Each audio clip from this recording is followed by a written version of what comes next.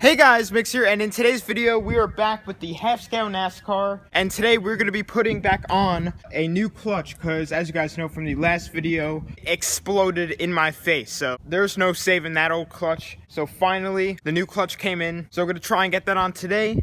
And then along with doing that, I do need to either get a new chain or try and lengthen out this one, because I'm pretty sure the reason the old clutch exploded was because I put on the chain too tight. So I'm not going to make that mistake again, and hopefully we could get it back up and driving in today's video. And also I am making the video outside today because it is pretty warm out. It's like 40 degrees, but it feels pretty nice, so I decided to come out here and work on it today. But I do actually want to go into the shed right now because the package of the new clutch is in there, so I want to go ahead and unbox it, make sure it's all good to go. It takes forever to get here, but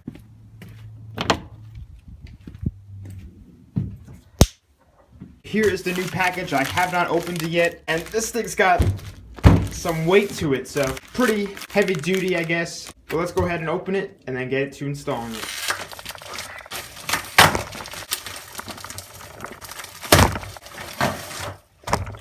Oh yeah.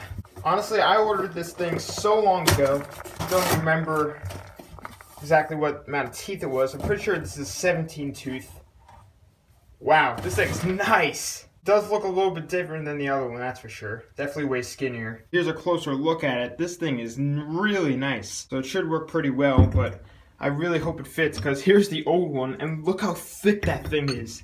That is a pretty huge difference. I really hope that there isn't any lining up issues with the chain. But let's go back outside and get started. What I need to go ahead and do first is try and get the rest of the bolt out from the crank. So here's the old bolt in it, and as you guys can see, it snapped right in half, so hopefully I can get a bolt extractor and get that out. And then I need to try and get this piece out. I really don't know what this is, but it should be able to slide out. Maybe it just needs to be looped up a little bit and hit with the hammer, because there's really no play in this at all right now. So let's get that going. I might need to take off the tire just so I have enough room to get the drill in there, but I'll see if I can fit it, and I really hope that comes out.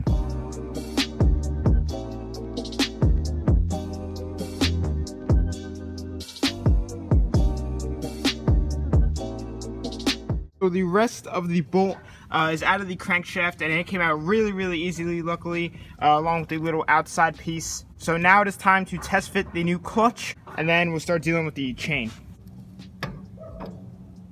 Oh boy. It's looking like that this key is too large for the clutch keyway. Actually, you know what? Just gotta jam it on there. Ooh, there we go. I'm pretty sure we're fully in. And it lines up perfect. Awesome. So on the back here, it has the two little hex head set screws to help keep it reinforced against the crankshaft. So I'm going to tighten up those two. I don't think I need to run a bolt, but I'm sure it's probably best to run a bolt so this thing doesn't come flying off and explode again. So see if I have a bolt that I can thread into there. The new clutch is fully on and tightened down, and now I need to try and see what I need to do with this chain. So today is Sunday, and the place I bought it from is closed on Sundays, and I don't know any other places that sells chains, like 35 chains in store. So I could go ahead and try and see if I can add another master link onto it, which you're not supposed to do really. You're only supposed to have one master link. I've done it like tens of times in the past and haven't had any issues. Well, a couple times I've had issues, but this could be for video purposes only and testing purposes only. So I need to try and find a link to choose and take off. So what I'm probably gonna do is take off the master link, which is right here, and see where I can add in that next master link, and hopefully it'll be just a perfect length between the sprocket and the clutch.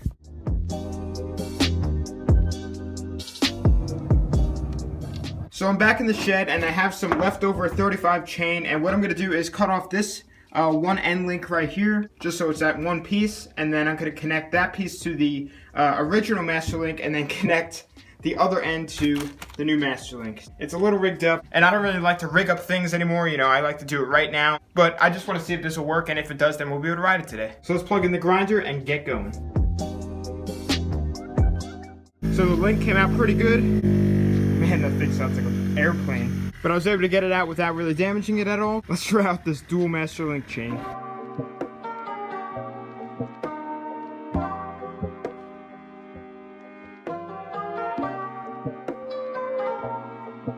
So guys, I just got on the chain, and honestly, it looks pretty good. The tension on it feels pretty much perfect, to be honest. It feels just like how it was before I changed the sprocket. So I'm just gonna send it. I'm gonna slap on the wheel once again, and then I think I need to charge up the battery quick. And while it's charging, I need to figure out something to do with the exhaust, because a lot of you guys were commenting not to run it with just open headers, and I kind of knew it was pretty bad for the engine to run it like that. So I got to figure out something to do with the exhaust, because it does hit the sprocket. So I could face it this way, but it'll be right in my ear, and going out the back, it already deafens me. So we're in a little bit of a predicament, but we'll worry about that later. Let's just get on this wheel and get it rolling again. Since this thing is a half-scale NASCAR, I do want to go ahead and try a pit crew wheel change on this, and I want to try and put it on as fast as I possibly can. Now, I'm not going to use any power tools or anything, just my ratchet, but let's see if I could get it on there and tighten it down as fast as they do. Here we go.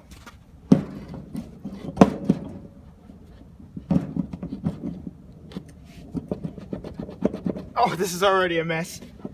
And I just dropped the nut in the sand, so now I gotta go wash it. We'll try that another time. My nuts are now washed. Now I can put on the tire.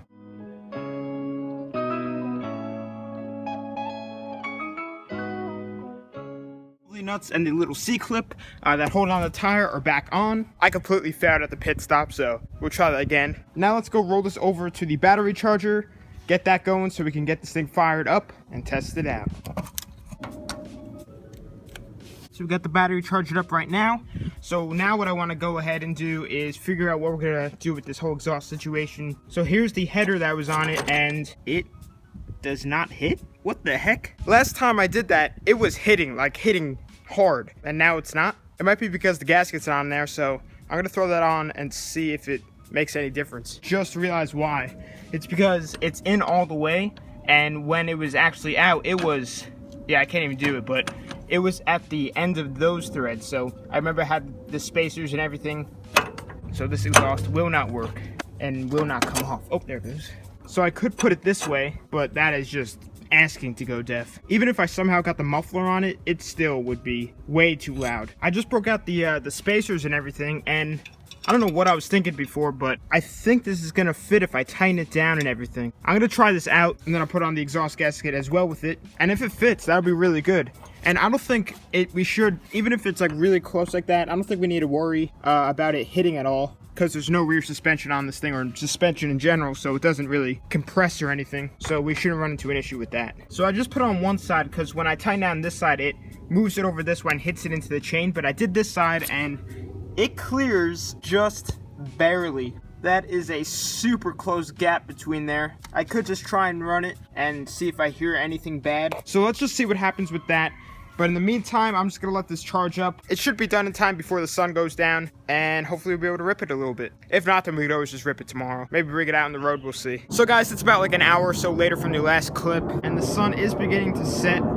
So I do want to go ahead and just try and start this thing up before the sun goes down, because tomorrow might rain. It's not fully charged yet, but it's like almost there. So I think it should have enough juice to fire up. Here we go. Cold start. That sounds good. So I'm pretty sure our problem is the battery is just still really dead. I've been feeling like this battery has been going bad for the past like couple months or so, because it hasn't been keeping a charge or anything.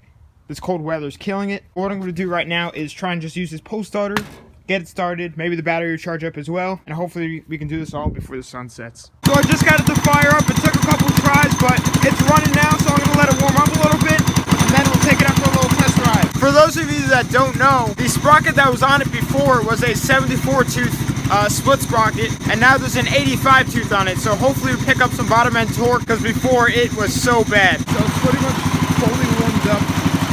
So I'm going to go ahead and just take it for a couple laps around the yard and see if I feel any difference.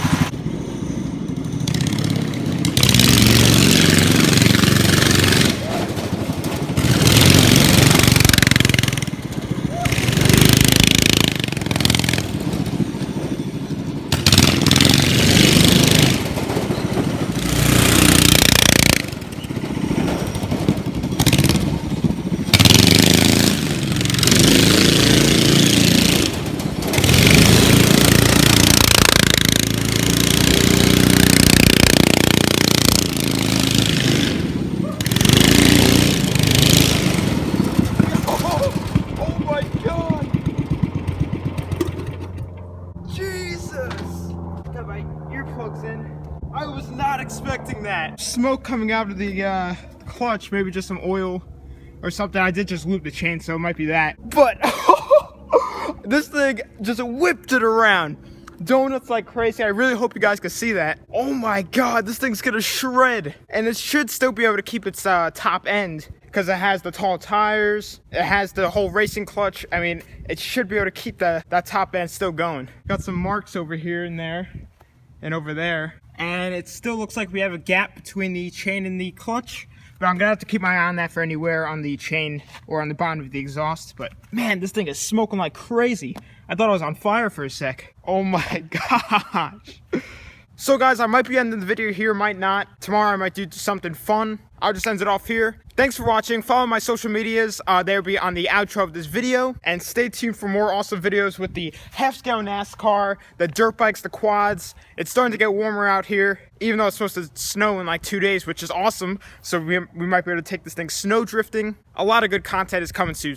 But anyway guys, thanks for watching. Please subscribe, like, comment, and tell your friends with the channel.